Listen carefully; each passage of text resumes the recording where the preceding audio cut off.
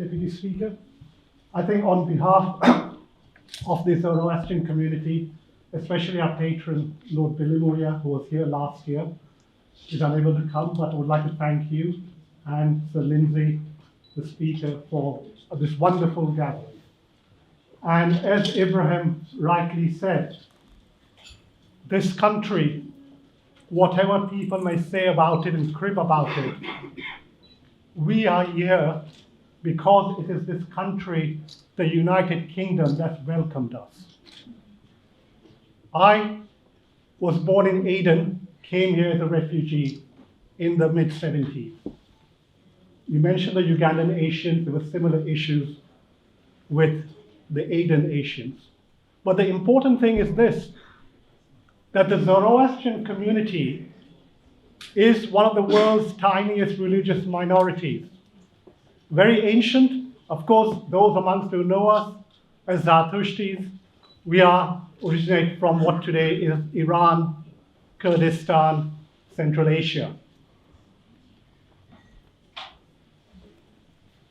My late friend, Orik Bazirov, who was from SOAS, would have been very proud that today and last year, we are celebrating Nowruz in the Speaker's chambers. Because not many of you may be aware of Orik Bazirov, but just before Operation Desert Storm, he was one of the key archaeologists who had trekked into Kurdistan and met your president at that time and the Peshmergas and tried to do the initial legwork, which eventually now is history, whereby you see much more of the United Kingdom and the American forces in that part of the world. But those were days where things were still very secretive because we were not quite at war with Saddam Hussein at that time. But what is wonderful is this, that today we have got a resurgence of the Kurdish community, not only in Iraq, Syria, Turkey, but of course historically in Iran. Because as we all know, that the world's first empire in the ancient world of the empire of the Persian, the Medes, which was founded by Cyrus of Kurush the Hakamanish, whose father was a Persian, his mother was a Mede or a Kurd, and his grandfather Astyages of the Median Empire, the Kurdish Empire, was a Kurd. And he united the two communities to make the world's first empire called the Empire of the Persian, the Medes. And those amongst you who are aware of classical history will be familiar that the law of the Persian and the Medes will never be broken. And it was a society of law. And the more important thing was that it was the world's first multicultural, multi-religious empire the world had ever seen. Of course, as times progressed, Nowruz became more difficult to celebrate. But what is wonderful is this, that today, especially in the last 30 years, Nowruz is now celebrated more and more so, even though the authorities in Iran, Turkey, also parts of Iraq initially were trying to clamp down on it, but more and more people are celebrating it because it's part of their heritage.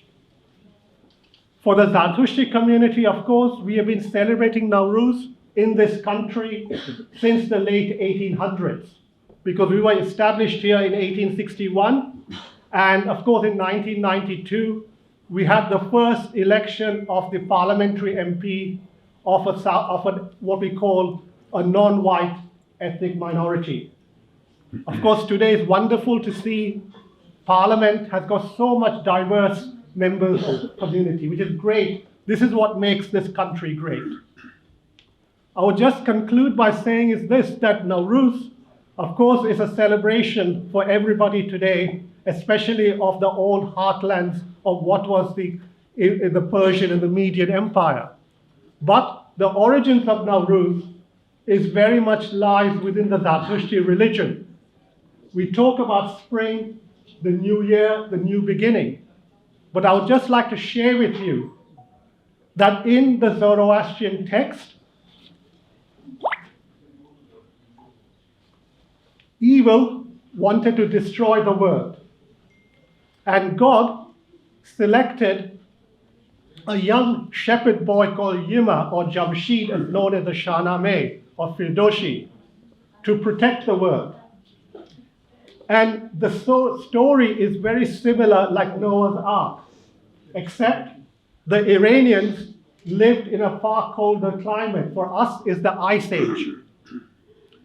And the story goes that God instructed Yima to build an underground shelter where you take all the creation 2 by 2, similar like Noah's story, except it was not the ark, we didn't have the flood, we had the Ice Age. But the important thing was that here, the creator and the creation work together.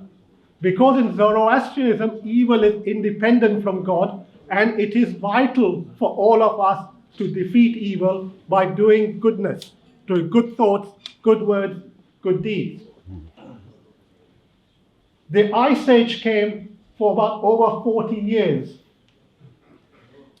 Only the creation, as the story goes, survived in the underground shelter. Then when the Ice Age subsided, Yima sent out a dove, a white dove. The first dove came back. The second dove came back. The third dove did not come back. That signified it was okay for everybody to leave.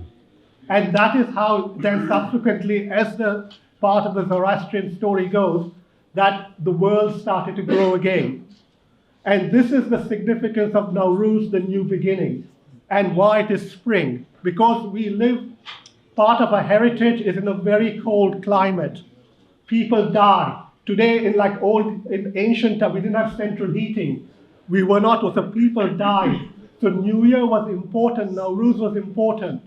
This is why also recently many celebrated Char Samesuri, where you jump over the fire to remind the new beginning coming along.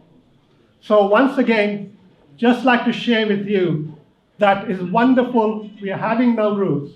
It is wonderful that the United Kingdom has helped not only the Kurdish community, but historically the Zoroastrian community in Iran in the 1800s.